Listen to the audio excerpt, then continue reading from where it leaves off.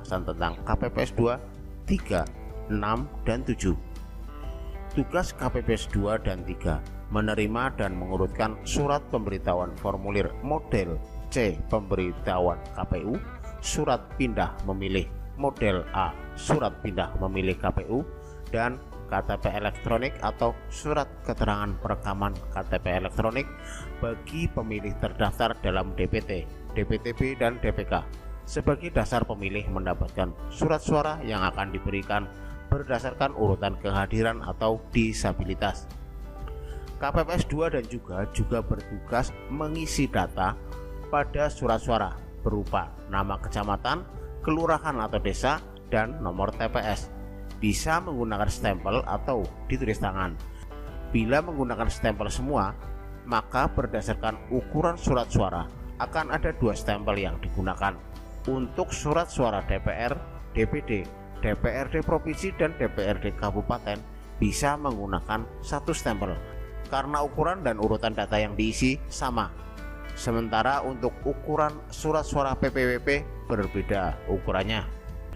Melihat data di atas, maka menurut saya KPPS 2 sebaiknya menggunakan stempel untuk PPWP saja, karena posisinya yang berdekatan dengan KPPS 4 dan 5. Di samping dia menerima, mengurutkan kehadiran, dan memisahkan surat pemberitahuan memilih berdasarkan DPT, DPTB, dan DPK, serta memisahkan surat undangan memilih untuk laki-laki dan perempuan, maka dengan KPPS 2 memegang 1 stempel untuk PPWP, harapannya konsentrasinya lebih terjaga untuk menghindari tercampurnya undangan model C pemberitahuan KPU yang harus dipisahkan antara laki-laki dan perempuan, sehingga di akhir perhitungan total suara untuk DPT laki-laki dan perempuan bisa klop atau sama dengan data yang ada di DPT bila dikurangi dengan jumlah pemilih yang tidak menggunakan hak suaranya.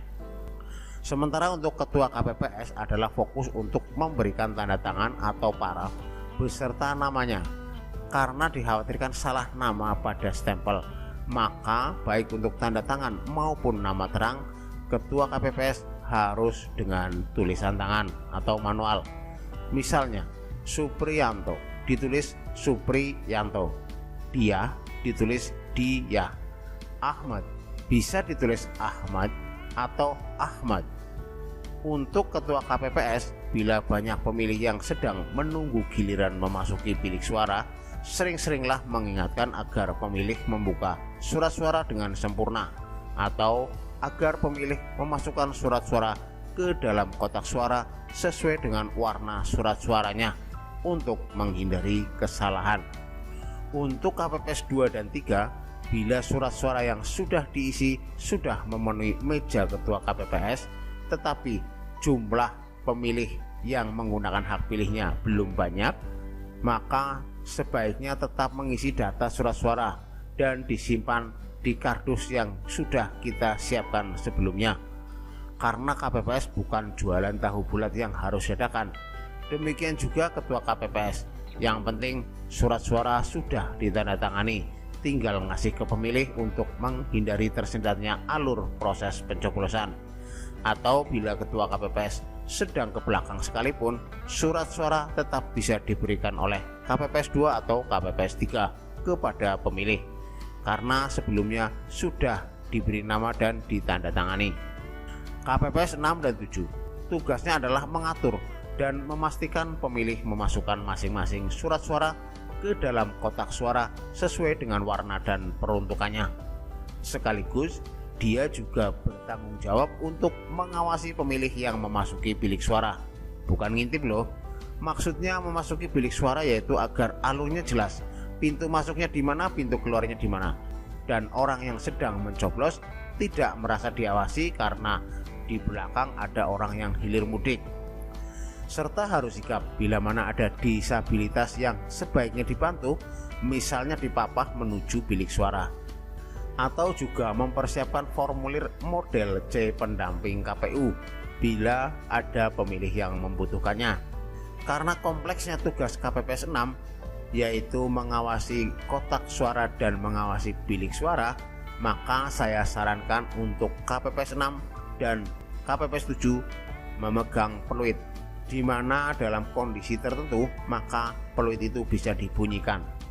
Misalnya KPPS 6 sedang membantu disabilitas memasuki bilik suara, maka KPPS 7 membackup KPPS 6 untuk mengawasi pemilih yang akan memasukkan surat suara ke dalam kotak suara, dan petugas ketertiban di pintu keluar membackup KPPS 7 untuk mempersilahkan pemilih yang telah menggunakan hak pilihnya mencelupkan jari ke dalam tinta.